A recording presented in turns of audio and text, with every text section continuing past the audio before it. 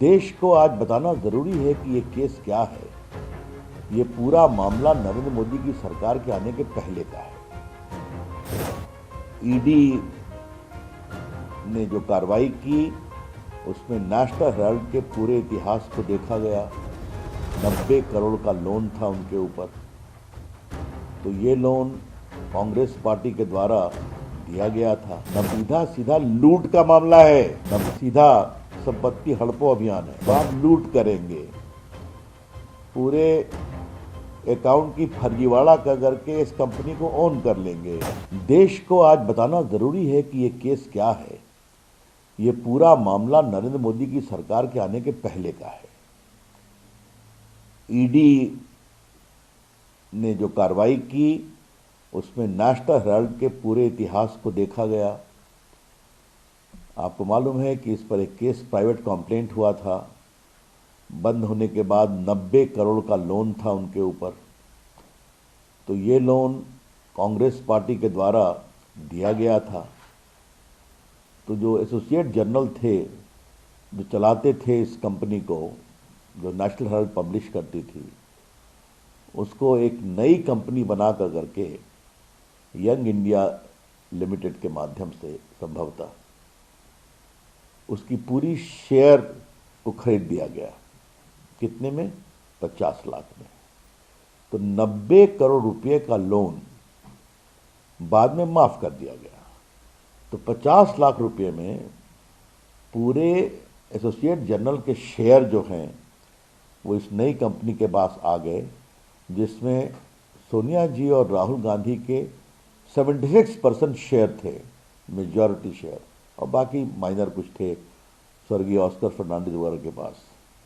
इसका फायदा क्या हुआ उनको? लाभ क्या हुआ कि नेशनल हेराल्ड की जितनी बड़ी बड़ी संपत्तियां हैं जो सरकार के द्वारा जमीन पर बनाई गई हैं, जहां से सैकड़ों करोड़ किराया मिलता है, दिल्ली में बहादुर शाह जफर मार्ग पर, मुंबई में, लखनऊ में, भोपाल में, चंडीगढ़ में, पटना में, ये सभी जमीनें कांग्रेस सरकार ने दी थी। सरकारी जमीन सस्ते भाव पर, उस पर बड़ी बड़ी बिल्डिंग बन गई।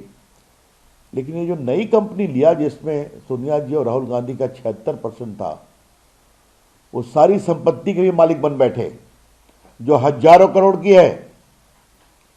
तो सिर्फ 90 करोड़ के लोन पर 50 लाख रुपया देकर पूरे एसोसिएट जर्नल को की शेयर होल्डिंग को अपने नई कंपनी में डाल देना और उसके माध्यम से पूरे देश में जितने भी बिल्डिंग्स थी वो सबके भी मालिकाना हक प्राप्त कर लिया।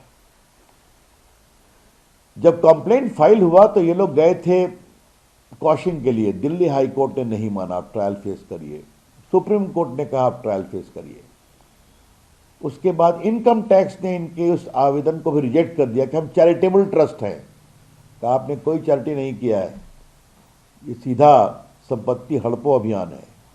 उसके पश्चात इन्होंने इन्वेस्टिगेट किया और prevention of money laundering act की धारा 66 के अनुसार जब वो निष्कर्ष पर पहुंचते हैं तो फिर वो पुलिस सिस्टम से आग्रह करते हैं आप एफआईआर दायर करिए, जो एफआईआर दायर हुई है दिल्ली पुलिस के क्राइम ब्रांच के द्वारा। तो यही तो कार्रवाई है। तो आप लूट करेंगे, पूरे अकाउंट की फर्जीवाड़ा करके इस कंपनी को ओन कर लेंगे, उसके माध्यम से हजारों करोड़ की संपत्ति पूरे भारतवर्ष में ले लेंगे, और आप कहेंगे हमें फंसाया जा रहा है। तो बिल्कुल सीधा सीधा लूट का मामला है।